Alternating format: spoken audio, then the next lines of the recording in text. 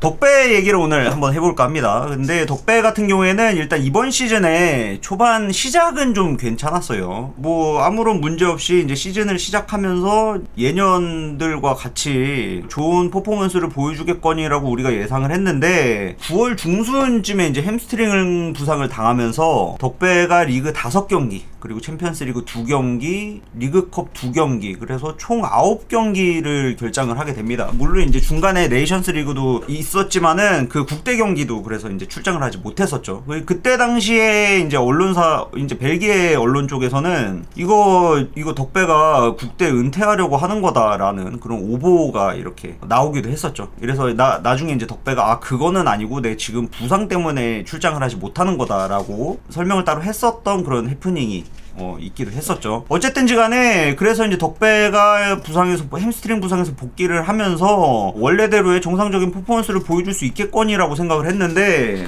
이상하게 말이 안 된다라는 생각이 들 정도로 출장을 많이 못했어요. 출장을 해도 풀타임 소화도 잘 못하고 교체 출장으로 이제 많이 나오게 되고, 우리 선발로 나오더라도 빠르게 교체되는 일들이 계속 반복이 되다가 이 선수가 이제 풀타임을 소화하기 시작하는데 우리는 이제 여기서 뭔가 이상함을 느끼게 되죠. 이거 에이징 커브인가 싶을 정도로 한 70분에서 75분을 넘어가는 시점부터 힘이 많이 떨어지는 모습들을 이제 종종 보여줬었죠. 자주 이제 말씀드리는 부분이긴 하지만은 덕배 같은 경우에는 패스를 발목을 꺾어서 힘으로 이제 밀어서 차주는 형식이잖아요. 찬다라는 개념보다는 이제 민다라는 개념으로 이제 패스를 제공해주는 그런 스타일이잖아요. 덕배 같은 경우에는 힘으로 밀어 차주는 스타일이기 때문에 힘이 빠지면은 당연히 이게 패스가 제대로 전달이 되지를 못해요. 그러니까는 공급할 수가 없는 이제 그런 상황에 처하게 된 거죠. 어쨌든 그래서 이거 어떻게 된 거냐, 덕배 드디어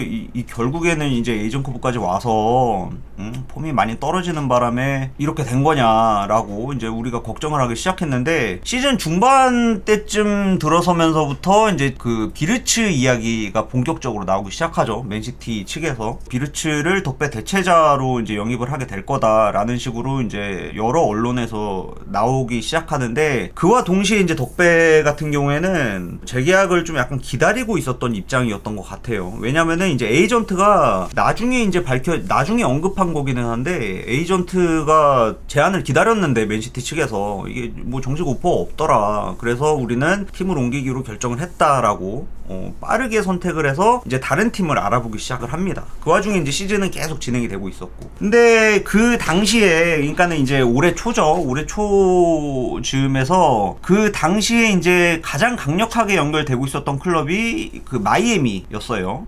근데 미국 리그 같은 경우에는 시스템을 제가 정확히 모르는데 그 디스커버리 리스트라는 게 있대요. 그러니까 해외 선수를 영입하는 데 있어서 일단은 우선 협상권을 이제 뭐랄까 일종의 우선 협상권을 가질 수 있는 그런 권한이 이제 그 디스커버리 리스트라고 해요. 그래서 각 팀마다 이제 본인들이 원하는 해외 선수들을 제출하는 게 있는데, 나는 이러이러한 선수들과 협상을 할 거다라고 제출하는 게 있는데, 이제 마이애미가 덕배를 이제 제출을 해서 덕배 이름을 써서 제출을 한 바람에 마이애미랑 이제 우선적으로 거래를 할 수 있게 된 거죠. 근데 마이애미 같은 경우에는 지금 상황이 어떠냐면은 지금 메시, 수아레즈, 부스케츠 뭐 이런 정말 비싼 선수들, 비싸고 이제 굉장히 유명한 선수들을 보유하고 있는 상황이라서 이게 덕배 연봉을 맞춰주기가 이게 쉽지 않은 상황이었나 봐요. 그래서 결국에는 이제 마이애미는 뭐 어떤 속사정이 있었는지는 모르겠지만은 결국에 마이애미가 영입을 철회하면서 덕배는 이제 공중에 붕 뜬 상황이 된 거예요. 그 다음으로 우선 협상권을 갖고 있었던, 그냥 미국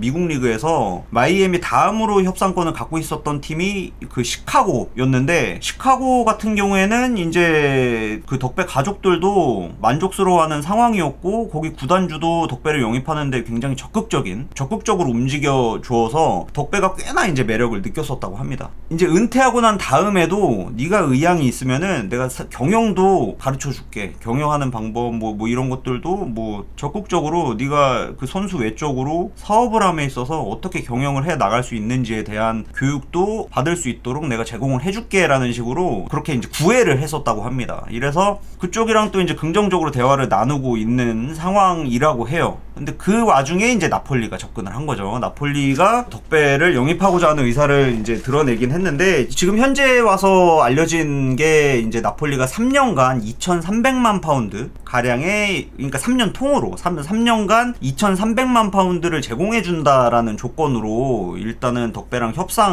측이랑 협상 중이다라고 이야기가 나오고 있는 상황인데, 이거를 연간 연봉으로 이제 계산을 해보면은 1년에 800만 파운드 정도 수준이에요. 근데 지금 현재 참고로 덕배 같은 경우에는 연간 2천만 파운드의 연봉을 받고 있거든요. 맨시티 기준으로 생각을 해보자면은 연간 800만 파운드를 받고 있는 선수가 누구냐라고 하면 그 코바시치이기도 한 거고요. 그러니까는 굉장히 많이 후려쳐진 상황이에요. 연봉 자체가. 만약에 나폴리를 선택하게 되면은 연봉이 너무 많이 깎이게 되는 거야. 1년에 2천만 파운드를 벌던 선수가 3년에 2,300만 파운드를 벌게 되는 거니까, 나름대로 약간 덕배 측이 봤을 때는 이거는 좋은 상황은 아닌 거예요. 그러니까는 팬들이 봤을 때는 이거 좀 약간 너무 비참한 상황 아니야? 라는 생각이 들 정도로. 그리고 이제 덕배가 은퇴식을 할 때 덕배 아이들이 눈치 없게도 첫째가 맨시티를 홈이라고 표현한 점에 대해서 좀 많이 크게 화제가 됐어요. 여기가 집이다. 맨시티는 우리의 집이었다라고 이제 표현을 한 게, 그 부분이 좀 약간 뭉클해서 저도 이제 그때 얘기할 때 약간 헛웃음을 짓기도 했었고. 아무튼 그 정도로 이 가족들은 맨체스터에서의 생활에 있어서 큰 불만을 갖지 않고 오히려 자기 자신들의 집이다라고 생각할 정도로 편안하게 지내왔었다라는 이제 뜻이기도 한 거죠. 이 부분이 좀 약간 안타까웠어요. 물론 이제 그 첫째 같은 경우에는 깐난쟁이 때, 태어나고 난 다음에 깐난쟁이 때 이제 덕배가 맨체스터 시티랑 계약을 하면서 같이 이제 이사를 온 거긴 하지만서도, 둘째, 셋째는 맨체스터에서 태어났잖아. 그리고 첫째도 워낙에 깐난쟁이였기 때문에, 첫째 같은 경우에도 뭐 워낙에 깐난쟁이였기 때문에 이제 맨체스터에서의 생활이 당연한 거였고 자연스러울 수밖에 없었던 상황인 거고, 덕배는 일단은 뭐 덤덤하게 상황을 좀 받아들이는 반면에 가족들은 아쉬움을 좀 많이 내비치기도 했었어요. 그리고 에이전트가 약간 좀 놀랐다, 제한이 없길래 기다렸는데 제한이 없길래 좀 놀랐다라고 언급했을 정도, 그 정도였었고요. 그러니까 덕배 같은 경우에는 그 가만히 생각을 해보면은 이게 시즌 막바지로 가면 갈수록 이제 후반 막판에 급격하게 이제 폼 저하가 왔던 게, 이게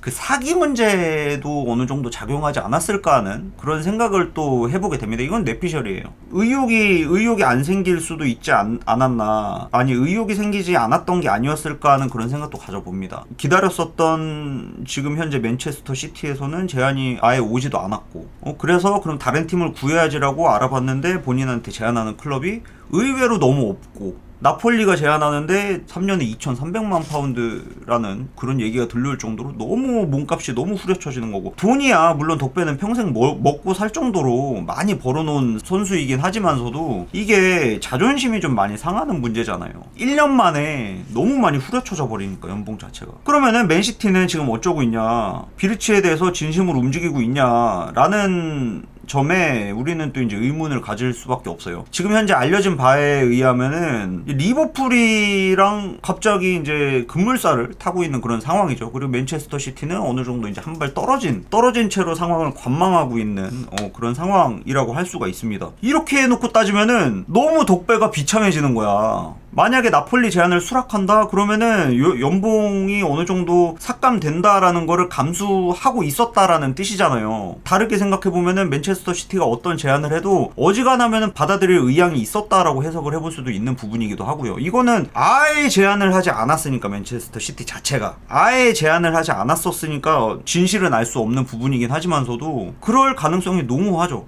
너무 지금 상황이 개떡같이 흘러가는 거야. 그렇다고 해서 비르치에 진심으로 올인해서 덕배한테 주고 있는 연봉을 비르치한테 이제 주기로 하는 거냐라고 생각을 해보면 그것도 아니잖아. 1년에 2천만 파운드를 그러면은 비르치한테 줄 거야 라는 계획을 지금 세우고 진행을 해나가고 있어. 그것도 아니니까. 이 상황이 너무 이상한 거예요. 그러니까는 저는 약간 좀 쎄함을 느끼는 게 뭐냐면은, 또 갑자기 화나가지고 표정이 또 약간 띠꺼워지려고 그래. 말투도 그러고 최대한 이제 부드럽게 얘기해야 되는데 부드러운 표정과 부드러운 말투로 얘기를 해야 되는데 아무튼지간에 지금은 좀 약간 쎄함을 느끼는 게 뭐냐면은 2년 전에 맨체스터 시티가 이제 챔피언스리그 결승을 마치고 그 시점에 맨체스터 시티는 이미 벨링엄은 레알 마드리드 행이 확정이 되어 있는 상태고 그리고 다른 선수들을 막 알아보면서 균도안과의 재계약은 계속 등한시하고 미루고 있었잖아요. 1+1 뭐 계약을 고려 중에 있다 뭐 그런 내용은 있었어도 균도안 재계약에 대해서는 우선적으로 생각을 하지 않았었잖아요. 다른 영입 카드들을 계속 이제 만지작 거리고 있는 상황이고 그래서 챔피언스리그 결승이 끝나자마자 바르샤가 이제 직접 접촉을 해서 균도안을 데리고 가버립니다. 그리고 맨체스터 시티는 낙동강 오리알이 돼서 누구 영입하지 막 이렇게 이제 영입 가능한 명단들을 쭉 훑어보다가 결국 영입한 게 누구예요? 누네스예요. 물론 이제 결과론적인 이야기이긴 하지만서도 균도안을 지키니 못한 결말을 이제 초래하게 되어 버린 거죠. 우리 보드진들이 너무 안일하게 생각을 한 바람에. 근데 저는 지금 그때 당시랑 너무 오버랩돼서 생각이 되는 거예요. 아니, 너무 오버랩돼서 받아들여지는 거예요. 그러니까 지금 상황에서 비르치 한 명 바라보다가 덕배 놓쳤어요. 그리고 이 덕배는 맨체스터 최고의 레전드라고 해도 무방할 정도로 너무나 많은 것들을 맨시티한테 줬잖아요. 무릎이랑 발목을 그냥 싹 다 그냥 갈아가면서 맨체스터 시티를 위해서 띄워줬으니까 부상을 달고 계속 띄워줬었으니까 맨시티가 우승을 차지할 수 있도록 도와주기 위해서 이건 라포르트 때도 마찬가지죠. 라포르트 같은 경우에도 우승을 도와주기 위해서 정말 그 부상 달고 열심히 뛰어서 이제 리그 우승 시켜주고 나서 그 다음 시즌 부상으로 조금 고생하니까 바로 그냥 이적을 시켜버렸죠. 사우디로. 이 팀이 과연 무엇을 위해서 이 클럽을 운영을 하고 있는 건가라는 그런 생각이 좀 드는 거예요. 저는 개인적으로는 이게 과연 레전드와 그리고 이 팀을 위해서 많은 것들을 희생한 선수들에 대해서 하고 있는 행동이 이게 지금 맞는 건가라는 생각이 좀 그렇게 드는 거죠. 나는 이게 너무 열이 받는 거야. 암만 생각을 해봐도. 덕배 사과 같은 경우에는 웬만하면 나도 좀 말을 좀 계속 자제해 왔잖아요. 그래도 혹시 몰라. 맨시티가 혹시 마음을 바꿔서 제안을 할지도 몰라라는 그런 생각 때문에. 근데 이게 뭐 은퇴시까지 해버린 마당에 뭐 제가 당연히 안 하게 된 거죠. 완전히 떠나는 게 기정사실화가 돼버리니까는 이제 화가 나는 거야. 내 입장에서는. 아니 지금 덕배 같은 경우에는 아니 이것도 참 현실이 물론 이제 그 균도안이랑 덕배는 상황이 약간 달라요. 왜냐면은 균도안 같은 경우에는 균도안이랑 덕배랑 지금 동갑이잖아요. 동갑인데 균도안은 31살에 이제 다른 팀을 물색하다가 바르샤로 이제 옮긴 건데 지금 덕배는 33이에요. 33이라서 다른 클럽을 지금 현재 받고 있는 연봉 수준에서 이제 크게 저하되지 않는 계약을 제시할 만한 클럽이 솔직히 지금 없어요. 냉정하게 얘기해서 그게 없어요. 그러다 보니까 지금 덕배는 굉장히 매력적인 선수는 맞지만은 이 선수한테 이제 선뜻 제안을 할 만한 클럽이 없다라는 게 이게 나는 너무 마음이 너무 좀 저기 한 거예요. 너무 좀 그래 이거는 좀 아닌 것 같다는 생각이 들 정도로. 아무튼 지금 상황이 좀 이렇게 좋지 못한 상황으로 흘러가서 좀 그렇습니다. 덕배가 좀 좋은 클럽을 찾아야 되는데 가급적이면은 나폴리보다는 일단 시카고를 좀 선택하는 방향으로 갔으면 좋겠기는 해요. 뭐 물론 이제 본인 입장에서는 이제 뭐 챔피언스 리그에서 이제 몇 년이라도 더 좀 경쟁을 해보고 싶다라는 마음을 갖고 있을 게 당연하기 때문에 나폴리를 선택할 확률도 뭐 낮다고는 볼 수는 없지만은 그래도 일단 가족들이 원하는 거는 최우선은 맨시티 잔류였지만 차선으로는 이제 미국에서의 생활을 만족스럽게 생각한다. 특히나 이제 시카고에서의 생활을 어느 정도는 기대하고 있다라고 알려져 있기 때문에 말년을 좀 행복하게 미국에서 좀 보냈으면 좋겠다라는 그런 생각을 좀 가져봅니다. 개인적으로는요. 응원해줄 수 있는 게 그거밖에 없어. 그리고 만약에 이제 시카고행을 선택하면은 얘네가 클럽 월드컵을 나가나? 시카고가? 거기서도 만날 수도 있을 텐데 그거는 뭐 잘 모르겠고 뭐 어쨌든지 간에 다른 할 얘기가 되게 많은데 일단 여기까지만 할게요. 얘기하다 보면은 화가 좀 너무 많이 날 것 같아. 이 얘기도 하기는 해야 돼. 이래서 얼마 전에 이제 펩이 여기서 스쿼드 더 복잡하게 만들면은 나 이 팀 떠나겠다라고 이야기를 했잖아요. 나는 이게 덕배를 겨냥해서 이야기를 한 거다라고 생각을 해요. 자꾸 쓸데없이 선수 양만 계속 늘려나가는데 이 와중에 정작 재계약을 해야만 하는 덕배 같은 경우에는 비싼 선수다 나이를 먹었다라는 이유로 재계약을 아예 포기를 해버린 거니까 펩 입장에서는 화가 날 수밖에 없지. 그러니까 그렇게 이야기를 할 수밖에 없는 상황인 거고 자꾸 쓸데없이 스쿼드를 늘리지 말고 나한테 필요한 선수들을 내가 이제 보유할 수 있도록 좀 해달라라고 이제 요구를 한 게 아닌가 하는 생각을 좀 가져봅니다. 비토로에스라든지 뭐 쿠사노프라든지 아니 뭐 나중에는 좋은 선수로 성장할 수 있겠지. 포텐셜이 엄청 좋은 선수들이라고 하니까. 근데 그거는 나중 얘기고 지금 당장은 챔피언스리그 우승을 해야만 하는 클럽인데 그걸 안 하면 이제 팬들이 만족을 못하는 상황이 됐잖아요. 워낙에 이제 큰 성공을 거뒀다 보니까 맨시티는